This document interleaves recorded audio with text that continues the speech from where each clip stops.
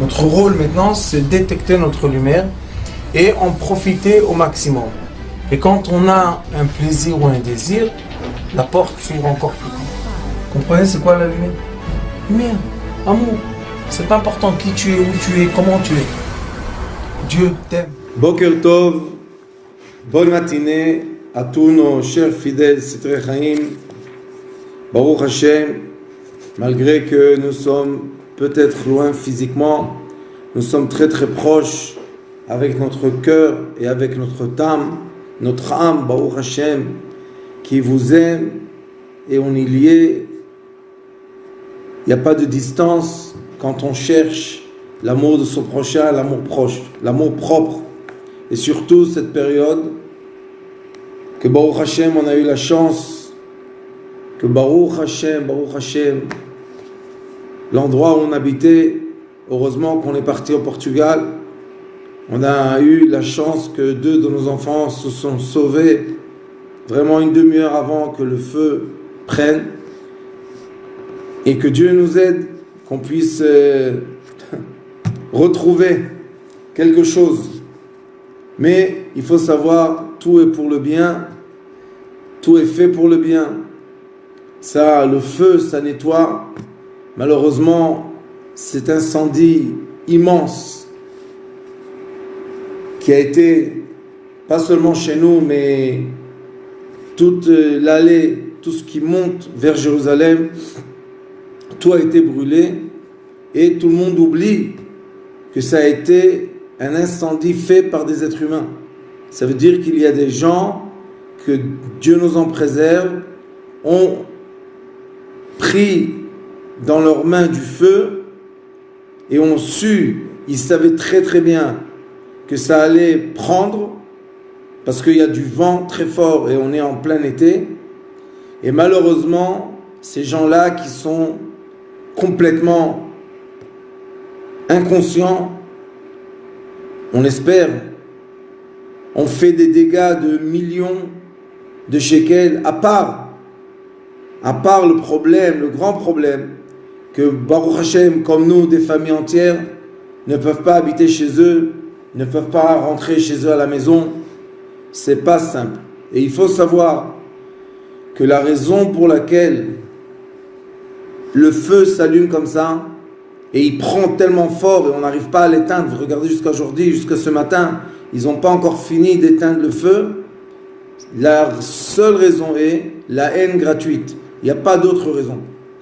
Et on sait très très bien que notre travail, tout le monde cherche quel est le but, quel est le travail de juifs et non-juifs. Pendant cet exil de 2000 ans, le travail est de retrouver l'amour propre de son prochain.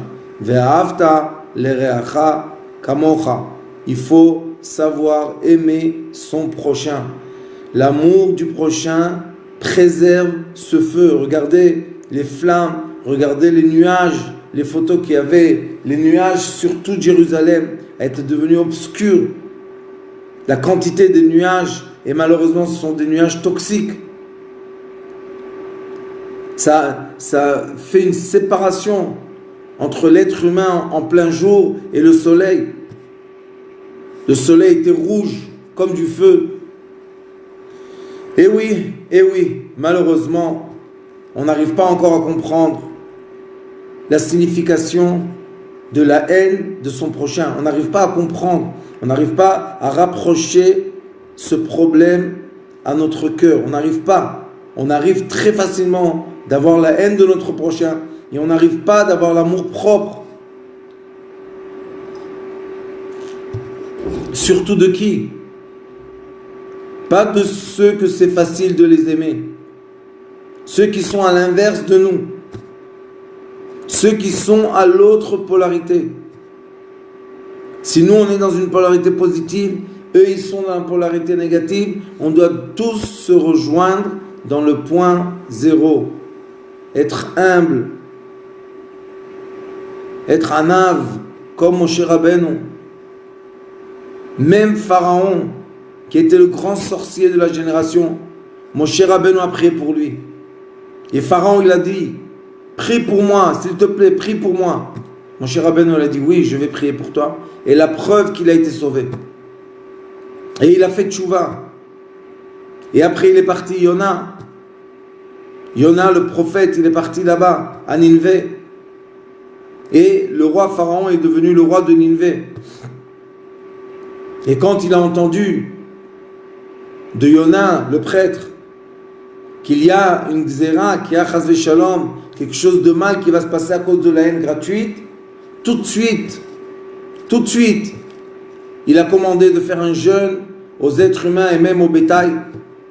Tout de suite, il a compris, tout de suite, parce qu'il a assez souffert en Égypte. Mais malheureusement, quand chacun de nous a une vision microscopique seulement de sa petite zone de confort, et il ne comprend pas qu'on est tous dans une grande zone de confort, alors on n'a pas la conscience et on n'a pas le besoin intérieur de comprendre c'est quoi l'amour de son prochain, l'amour propre. Et ça commence dans le petit noyau de la famille. Ça commence entre moi et ma femme, moi et mon mari. On ne se marie pas avec celui qui nous ressemble. On se marie avec celui qui est l'opposé de nous pour avoir une sphère entière. Pour que notre sphère soit entière, on ne peut pas se marier avec celui qui nous ressemble de la même chose. Parce que la sphère restera moitié. On va toujours se marier avec un opposé. Et une des choses qui est les plus impressionnantes qu'on a vues dans ce monde, c'est que même des gens qui se ressemblaient avant le mariage, après le mariage, tout d'un coup, un des couples a pris l'opposé de l'autre. Et on se dit, c'est pas normal. On le connaissait très bien avant le mariage, mais il faut comprendre, quand une âme se crée, quand une âme devient une force d'entier, une force de complicité, on est obligé qu'il y ait deux polarités. Il n'y en a pas deux, il y en a 6. Comme on a 2 bras, 2 pieds, c'est 4. Le corps et la tête, c'est 6. On est, pour être entier, l'homme et la femme, on est obligé d'être à l'opposé. Sauf que le monde, malheureusement artificiel, nous impose une logique qui n'existe pas. Cette logique est, on doit tous se ressembler, on doit tous être les mêmes. C'est impossible. Ça ne sera jamais possible. Et c'est pour cela que ceux qu'on aime le plus, ce sont des gens qui sont à l'opposé de nous. Ce sont des gens qu'on a avec eux une action, il y a quelque chose qui bouge. Il y a ça s'appelle une diffraction. Il y a la diffraction, c'est pour ça qu'il y a la force de l'attraction. Si on n'est pas différent, on n'a pas d'attraction. Si on n'a pas d'attraction, on commence même pas le début de ce qu'on appelle dans la science de l'âme Nefesh Adomen, la vitalité du solide, qui est l'attraction entre les matières et la mémorisation. On doit mémoriser. Avec l'aide de Dieu, je vous appellerai Madame Emma Bonou. Kol Masheroué. Et maintenant on va parler de Baal Shem Tov. Comme on doit se préparer pendant le mois de Elul, ce mois-là, on a déjà 1 semaine et 2 jours qui sont découlés. Ça veut dire qu'il nous reste 3 semaines à peu près de travailler. On est obligé, le mois de Elul, de comprendre comment les 2 jours de Rosh Hashanah, les 2 jours de Tishrei, les premiers jours de Tishrei, comment se préparer à la prière. Qu'est-ce qu'on doit faire pour que nos prières soient accueillies dans les cieux? Et il nous dit, et on est arrivé au Seif Lev. Vous savez c'est quoi Lev en hébreu? Lev c'est cœur. On est arrivé maintenant au chapitre cœur. Qu'est-ce qu'il nous dit? Baal Shem Tov HaKadosh, Tout le monde cherche la chassidoute. Il faut aller à la source de la chassidoute. Le Baal Shem Tov HaKadosh, c'est la source de la chassidoute. Et lui, il prend toute sa Torah de qui? Du Ari HaKadosh. Et le Ari HaKadosh prend toute sa Torah de qui? Du Zohar HaKadosh. Il y a un découlement. C'est très très juste. C'est très très précis. Il n'y a pas d'erreur dans ça. Et dit le Baal Shem Tov HaKadosh, Amud HaTfila, Kol ma sheroeh, Izkor bakadosh baruch hu. Tout ce que vous voyez, vous devez mettre des lunettes, et ces lunettes-là doivent vous montrer la présence divine. Dans tout ce qu'on voit, on est obligé de voir la présence divine. Nous dit le Ari HaKadosh dans Etz Chaim, comment tu peux voir la présence divine si tu ne comprends pas le comportement de la matière? Chokhmat atchuna, chokhmat atchanim. Comment tu peux dire je vois la présence divine dans chaque élément et je n'ai pas la compréhension comment la matière tient? Je ne sais pas, je n'ai jamais étudié ça. Donc comment je peux avoir ça? Comment je peux avoir cette vision tellement belle de la présence divine dans chaque chose dans ma vie, dans chaque moment dans ma vie, dans chaque objet que je touche, que je me lie avec? Comment je peux voir cette présence divine? Le Zohar HaKadosh nous dit dans Tikkun Zohar, il dit Or toch yud venekuda be'echale. Qu'est-ce qu'il nous enseigne le Zohar HaKadosh? Il nous dit comme ça: la lumière est dans l'atome, Yud. Yud, c'est l'atome. Et l'atome est dans une sphère. Ça veut dire que la matière est nourrie de lumière divine, et ça c'est la présence divine. Elle est nourrie de la lumière divine, et dans l'atome, ça veut dire entre les sphères, entre le mouvement des électrons, entre les couches des électrons, nous avons la lumière divine qui fait bouger tout ça et qui tient tout ça. Et l'atome même se comporte des façons dans lesquelles il se comporte parce que l'atome même lui-même, il est dans une sphère de lumière qui influence le comportement de l'atome. Et c'est pour cela qu'on voit, et je vous en ai parlé beaucoup de fois, une grande question que j'ai posée aux grandes personnes de la chimie. Je leur ai dit, dites-moi pourquoi on respire de l'oxygène et une partie des atomes de l'oxygène vont rester en oxygène dans notre corps, vont se lier au fer. Une partie des atomes d'oxygène vont se lier au carbone et on va expirer le CO2. Et une partie des atomes d'oxygène vont se lier et au carbone et à l'hydrogène et vont créer du sucre. Et une partie des atomes d'oxygène vont se lier à H2O, à 2 atomes d'hydrogène, et on va avoir dans notre corps du liquide.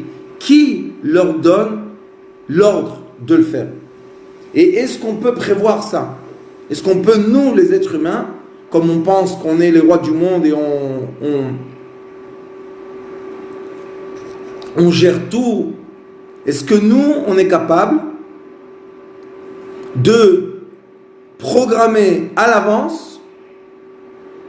Est-ce qu'on est capable de programmer à l'avance le comportement de chaque atome d'hydrogène ou d'oxygène ou de carbone? Impossible. Donc, il y a quand même une force qui est invisible à nos yeux, que cette force-là, c'est elle qui dirige les atomes. On parle de hydrogène, c'est l'atome le plus petit avec un électron. Tout est programmé par une lumière immense, géante, au-delà de nous, que cette lumière-là, elle se comporte d'une façon qui a été écrite. C'est quelque chose qui n'a pas été caché. C'est quelque chose qui est dévoilé dans les livres. Sauf ce qu'il faut faire, c'est étudier. Et quand on étudie, plus qu'on va étudier, et mieux on va comprendre. Mieux on va comprendre, mieux on va être capable. Et il faut comprendre ça, la capacité de l'être humain. Je veux être capable de voir avec mes yeux la présence de Dieu. Pourquoi? Parce que quand je vois la présence divine dans chaque chose, je comprends que j'ai un Père immense, beaucoup plus grand que nous, des infinis de fois, que ce Père-là, il fait attention à nous. Ça veut dire qu'il fait attention à chaque atome qu'on respire, imaginez-vous. Chaque atome, c'est minuscule atome.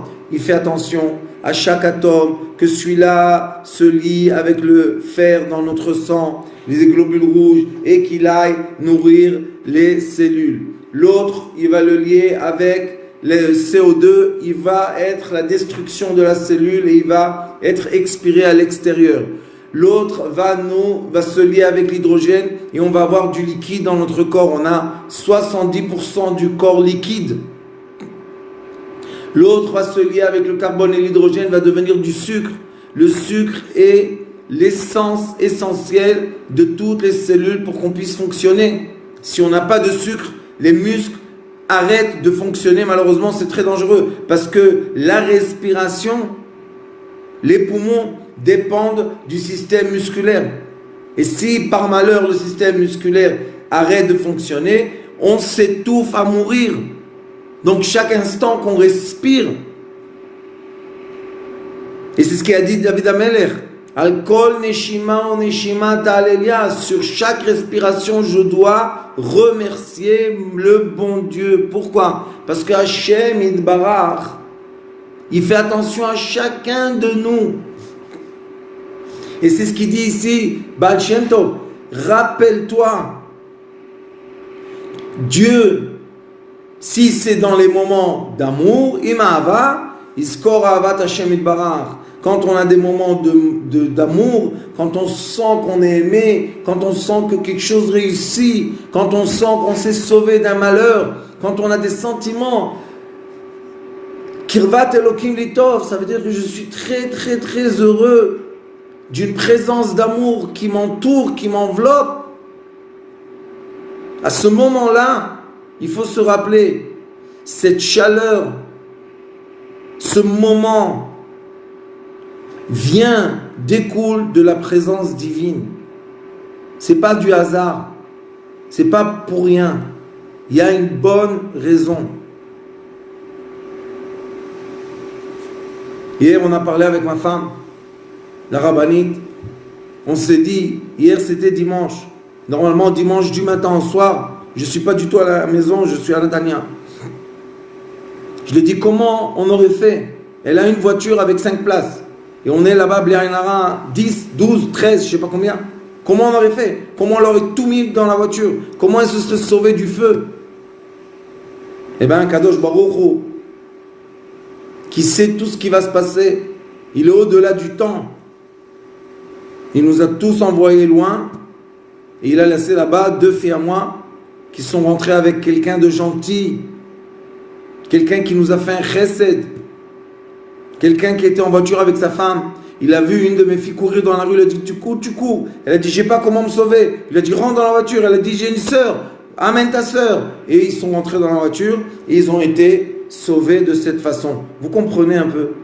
Ça, dans le moment de rigueur de feu, on devient tous frères. On devient tous des frères. Et ne vous trompez pas. Le monsieur qui a pris mes 2 filles, qui les a sauvées du feu et du gaz toxique qu'il y a là-bas, eh bien lui, il n'a pas une kippa sur la tête. Ne vous trompez pas du tout. Il a dans le cœur l'amour. Mais cet amour-là, comment il est sorti? Comment on l'a vu? Eh bien on l'a vu se manifester malheureusement dans un moment très dur de feu et de rigueur. Et bien dans la rigueur, il y a l'amour de Dieu. C'est ce qu'il dit le Baal Shem Tov Kadosh. Ve'im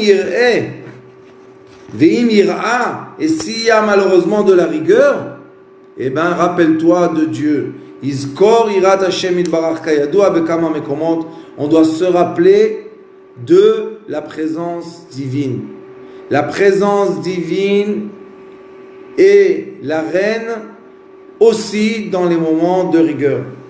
Et comme il est écrit que tous les moments sont composés de bien et de mal, ça veut dire que nous, on doit regarder tout le temps dans ce monde qui est un monde polaire, de polarité, on doit tout le temps s'adresser notre visage vers la miséricorde divine qui existe à chaque moment. Et vous savez, le jour de Rosh Hashanah, qu'on dit que c'est le jour, ce sont les 2 jours les plus importants de l'année parce que tout s'écrit, tout ce qui va se passer cette année va s'écrire pendant Rosh Hashanah. Et Rosh Hashanah, dans la prière, on dit Mi Baesh, Chazve Khalila, qui va être endommagé par le feu. C'est pas de la rigolade. Quand une forêt entière brûle et les nuages créent de l'obscurité sur la ville de Jérusalem, c'est pas de la blague. Mais ça, déjà, ça a été écrit Rosh Hashanah dernier. Pourquoi? Parce que malheureusement, on a continué, et je le dis, il faut avoir le courage de dire, on a continué la haine gratuite, on n'a pas arrêté la haine gratuite. Pour rien. Laisse la personne tranquille. Tu l'aimes pas, tu as le droit, mais laisse-la tranquille. Tu la hais, ça veut dire que tu la laisses pas tranquille. Pourquoi? Laisse les gens tranquilles. Ça sert à rien. Après, quand on voit une personne souffrir de la haine gratuite, combien d'efforts on doit mettre pour l'aider pendant ses problèmes de douleur. C'est incroyable. Laisse les personnes, laisse-les tranquilles. Ils ne sont pas comme toi, d'accord, ils ne sont pas comme toi. Ils sont dans une autre polarité, ils sont dans un autre monde. Ils ont le droit. Pourquoi tu veux que tout le monde soit comme toi? Au contraire, Akadosh Baruch Hu a dit, je vous ai créé différents pour qu'il y ait l'attraction, pour que vous soyez entiers. Alors nous, qu'est-ce qu'on fait? On va contre la volonté divine. On veut que tout le monde soit comme nous. Non. Et ça, c'est l'amour gratuit. Quand vous rentrez Rosh Hashanah dans la synagogue, ou bien quand vous êtes dans un endroit, vous allez au travail, dans la famille, laissez les gens tranquilles. Ça ne sert à rien d'éduquer quelqu'un pour qu'on le crée comme nous. Non, ça ne sert à rien. Donnez-lui de la sagesse, donnez-lui de l'amour. Vous allez voir comment cette personnalité va grandir. Et dans la paracha de la semaine, il est écrit que quand tu vas sortir à la guerre, comment tu vas gagner la guerre? Comment Dieu va te donner ton ennemi dans ta main quand tu vas l'aimer? Et ça, c'est dans les arts martiaux, on étudie, j'ai eu la chance d'étudier ça. Les maîtres d'arts martiaux, c'est ceux qui sont capables de transformer l'énergie de l'ennemi, et jusqu'à quand il s'approche de toi, il devient ton ami. Il n'est plus ton ennemi. Imaginez-vous combien de bien on peut faire dans le monde juste avec ça. Combien de bien on peut faire, combien d'amour on peut donner aux gens en comprenant que je vais transformer la rigueur et la haine en amour. Je veux que ça soit de l'amour. Je ne veux pas de la rigueur avec toi. Oui, tu es différent. Toi, tu vas dans ton côté, moi, je vais dans le mien. Ça ne fait rien. Sauf qu'est-ce qu'on doit faire? Comme chacun a une âme divine, on doit respecter. Le respect, c'est le bon comportement. Donc, on va respecter ceux qui sont différents. C'est normal, c'est bien, ça fait du bien. Et après qu'on le respecte, après qu'on respecte les gens, Baruch Hashem, on a autour de nous une communauté respectueuse qui est créée de gens différents parce que chacun de nous doit représenter une énergie différente que Dieu a créée dans le monde. Regardez combien de religions il y a, combien de visages il y a, combien de de zones, d'acclim différentes il y a sur un globe, un petit globe, tout petit dans l'univers. Ça, c'est fait pourquoi? Pour qu'on s'aime, pour qu'on veuille être unis et pour qu'on veuille rester chacun unique. Chacun doit garder sa, sa qualité unique qui a été créée par Dieu. Regardez ce qu'il dit. Même si vous allez aux toilettes, Yarshov, alors animafrid arameatov. Qu'est-ce que je fais là-bas? J'ai un système entier dans mon corps.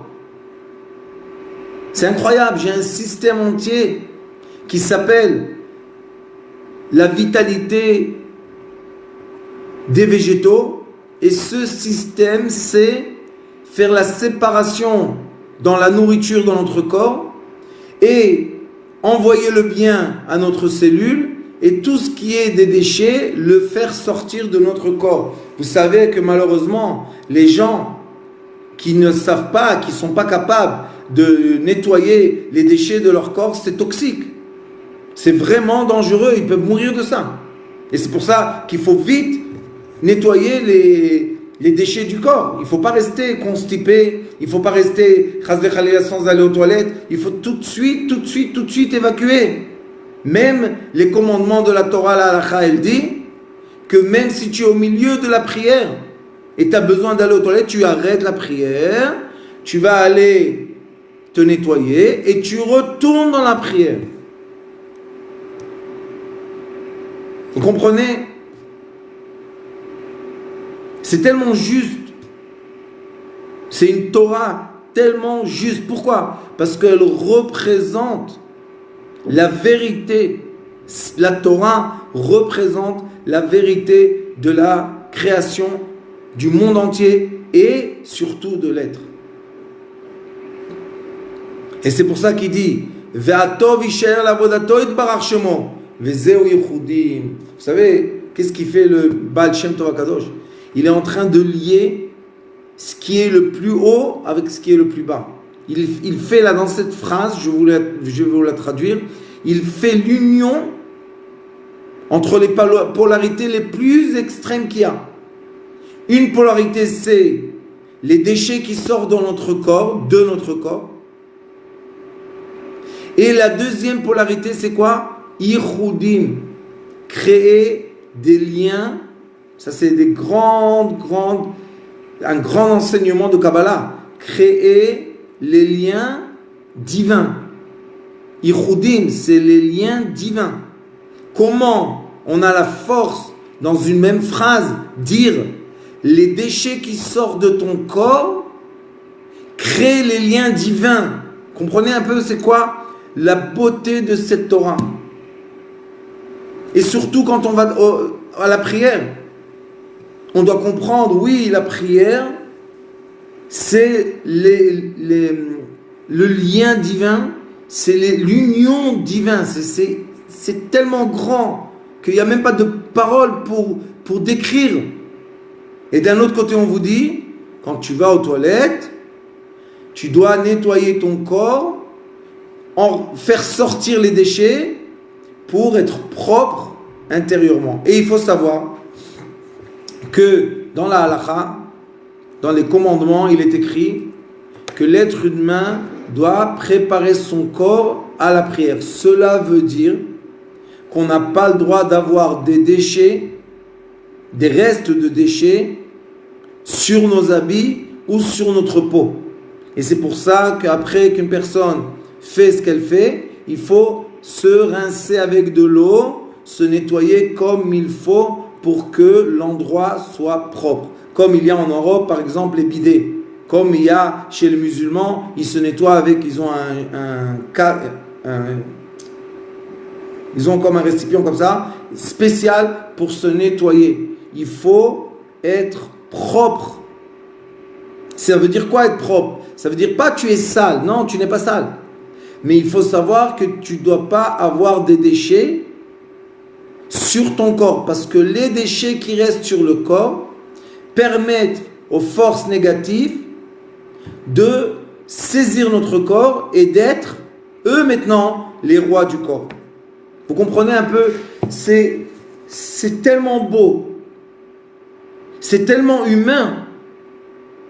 Si vous y pensez un peu, ce sont des règles pour l'humanité, comme on a dans la paracha de la semaine. Si tu vas à la guerre et tu as des sensations, force de guerre, de sang, et tu vois une femme et tu la veux, prends-la.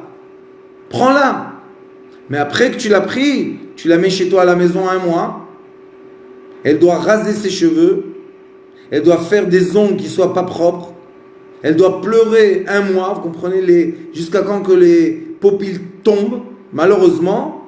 Et après, tu ouvres la porte 1 mois et tu regardes. Tu veux ça? Ça, tu veux? Non, tu veux pas. Qu'est-ce qu'elle dit la Torah?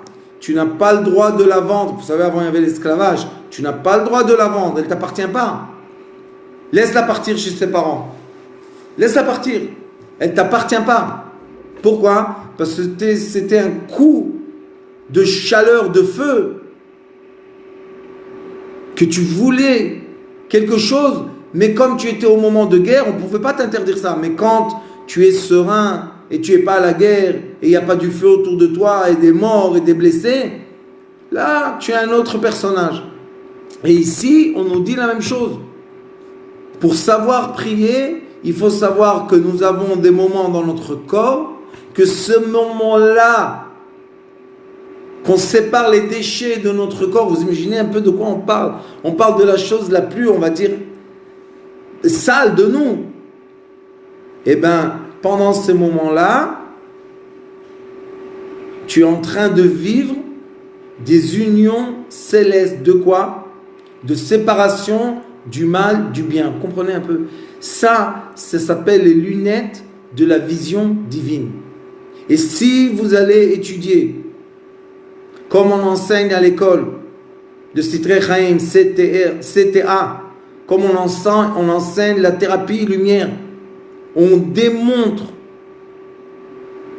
dans l'être humain, dans le corps physique humain et après dans l'âme de l'humain, la présence de la lumière divine qui guérit l'être humain. Et les sages nous disent que la raison pour laquelle nous sommes malades, c'est parce qu'il y a un moment ou un endroit dans notre corps qui a ou de la lumière qui est bloquée, qui n'arrive pas à circuler, ou malheureusement nous avons une absence de lumière. Et la guérison, c'est de retrouver cette lumière, reconnecter la personne à la lumière pour qu'elle puisse avoir le soleil dans sa vie personnelle. Je vous remercie de tout mon cœur de ce magnifique cours. J'espère qu'on a bien profité. Partagez au maximum que vous pouvez pour qu'on puisse diffuser cet amour propre à la majorité de l'humanité qu'on peut, et que Rosh Hashanah, c'est très bientôt Rosh Hashanah, qu'on puisse Rosh Hashanah enfin être unis, toutes les nations du monde, et dans chaque nation tous les gens différents,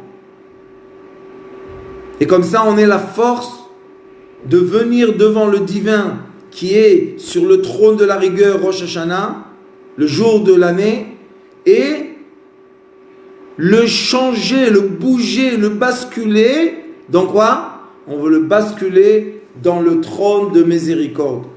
On veut que la prochaine année soit une année de miséricorde, qu'il n'y ait plus toutes ces haines gratuites qui ne servent à rien du tout, sauf que ça fait du mal à tout le monde, et qu'on voit et qu'on est dans tous les foyers, dans toutes les maisons, dans tous les êtres humains, l'amour, la paix, la sérénité, l'abondance physique et matérielle et spirituelle. Toda Rabba, merci beaucoup, à très bientôt.